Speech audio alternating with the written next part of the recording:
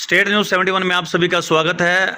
तो चलिए आज एक मुलाकात करते हैं एक समाज सेवी राजनीतिज्ञ भी कह सकते हैं अब, जो कि संघ यानी आरएसएस के सामाजिक समरसता विभाग में भी कार्य करते रहे हैं और भाजपा में अब इन्होंने शामिल हुए हैं। एक सेवा का प्रकल्प लेकर ही एक राजनीतिक क्षेत्र में आए हुए हैं और इन दिनों काफ़ी लोगों से संपर्क तो काफ़ी लंबे समय से है। शिक्षा दीक्षा इसी सढौरा इलाके से ही है और नज़दीकी गांव मुंडा खेड़ा के आप रहने वाले हैं और यहीं शिक्षा दीक्षा इन्होंने यहीं से प्राप्त की। तो इन दिनों पूरे प्रचार पर लगे हुए हैं। गुरुदेव जी, आपका हमारे इस चैनल पर स्वागत है। तो क्या कुछ जानकारी देना चाहेंगे अपने बारे में, क्या कुछ बताना चाहेंगे स्टार्टिंग में? धन्यवाद जी आपका।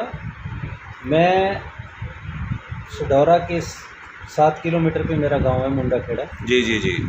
और मैं यहाँ सढौरा का पढ़ा लिखा हूँ और मैं सामाजिक कार्यों में बचपन से ही लगा रहा हूँ और काफ़ी सारी सामाजिक संस्थाओं से जुड़ा रहा हूँ।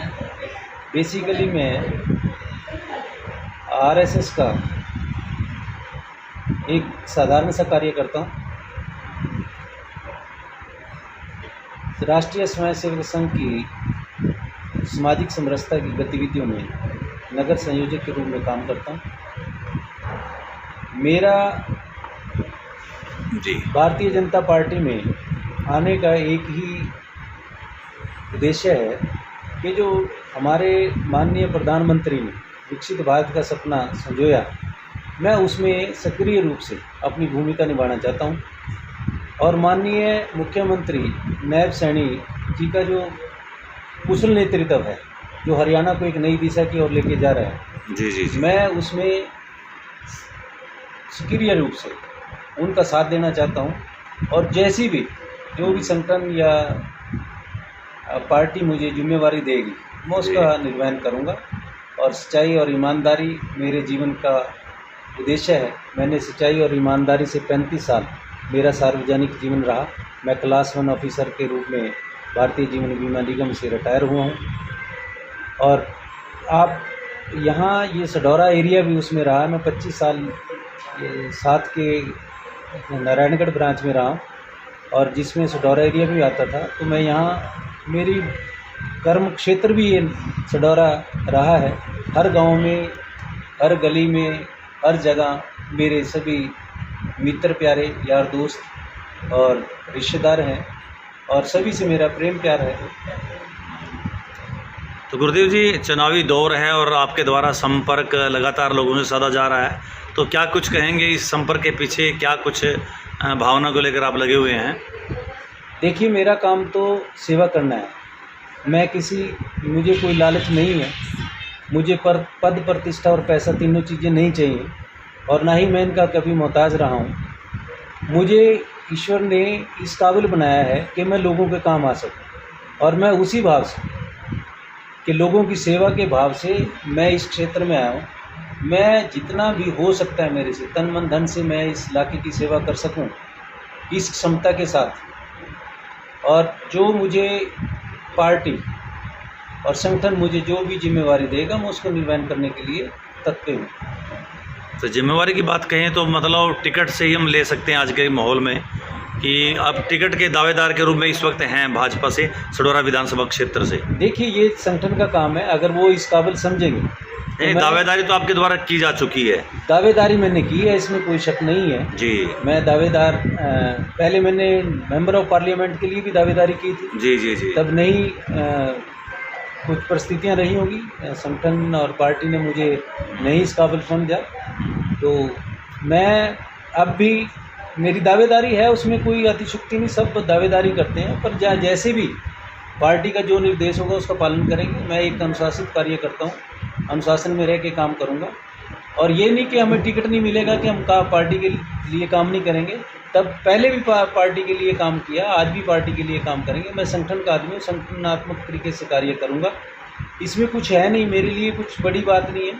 टिकट और मिलना या ना मिलना वो तो पार्टी ने देखना, आलाकमान ने देखना। मैं तो एक कार्यकर्ता के रूप में आया हूँ और मैं लोगों की सेवा करता रहूँगा। मेरा ध्येय सेवा करना है और मैं सेवा करता रहूँगा। कोई भी व्यक्ति जो दावेदारी करता है किसी पार्टी में, तो पार्टी के आला अधिकारी देखते हैं भाई इसका कितना धरातल है, कितना अपना रसूख है, तो उसके बारे में आप क्या बताएंगे? देखिए, मेरा हर गांव में, आपको जैसे पता है मैं यहीं से पढ़ा लिखा हूँ, इसी इलाके का आदमी हूँ और धरती से जुड़ा हुआ आदमी हूँ। हर गांव में, हर जगह, हर शहर में मेरा अच्छा संपर्क है और मुझे उम्मीद है अगर मैं पार्टी मुझ में विश्वास दिलाए रखेगी तो मैं इस सीट को बहुत अच्छे मार्जिन से जीतने की क्षमता रखता हूँ। जी जी ये जी। मेरा व्यक्तिगत